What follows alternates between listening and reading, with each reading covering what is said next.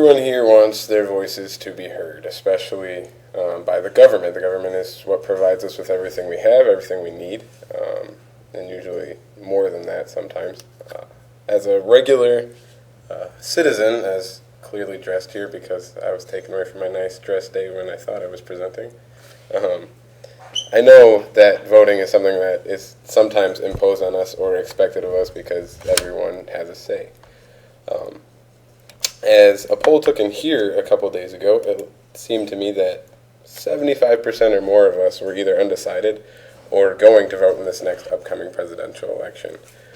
Voting in the presidential election is misleading because it gives a sense of control of what was happening, even though in the end it is not ultimately decided by any of us.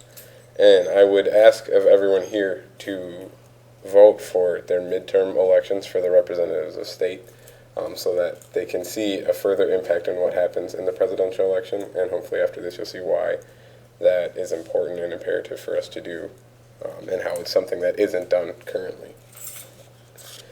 Presidential elections rely on electoral votes. They don't rely on our votes at all. An electoral college is something that was made before all of the 1800s started, and then once that began, the way presidents were decided was through that. So an electoral college, as described by Jimmy Sonny from the Huffington Post, is 538 electoral votes, people that have been voted for by us, to then vote for the president. So to win a presidential election, you need 270 votes.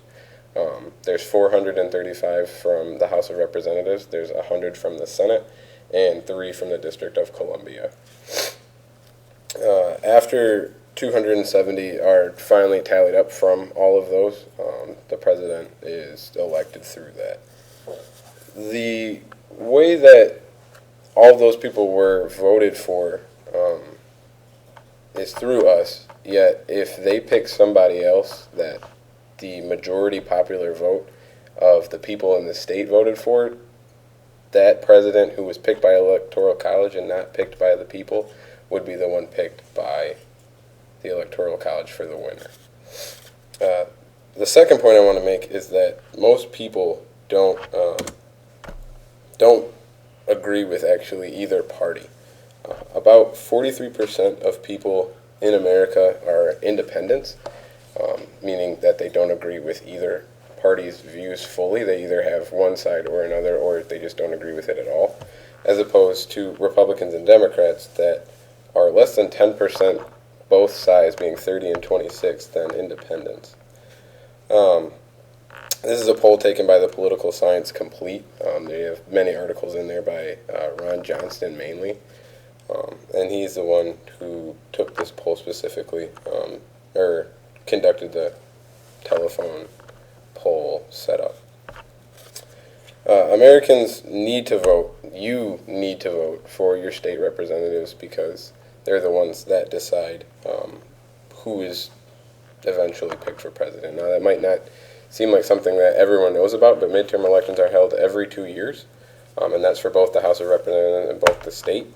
The voter turnout from the 1940s till the present day has increased and decreased, but out of the recent times, the presidential election has always been more voted for. There's been a higher turnout of people that voted for the president.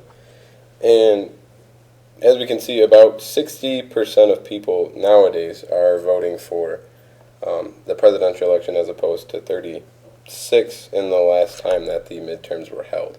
Now, this is raised and fallen, and that's still a pretty low amount of voting compared to what should be done. Out of the 316 million Americans, only 2/3 of them are voting for the president, and 1/3 is voting for midterms, which is sad, but the midterms are what ultimately decides who is going to be voted for president.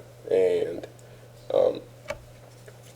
completely with the Electoral College and with the independents, I would ask all of you, when you're going to vote next year, to not only vote for the president, but to mainly vote for your state representatives.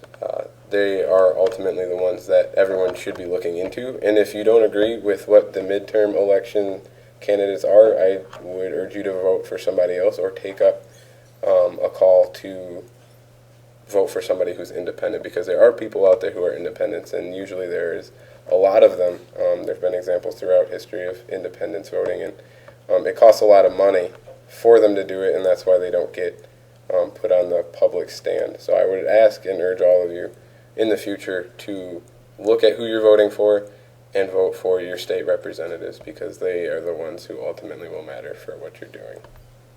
Thank you.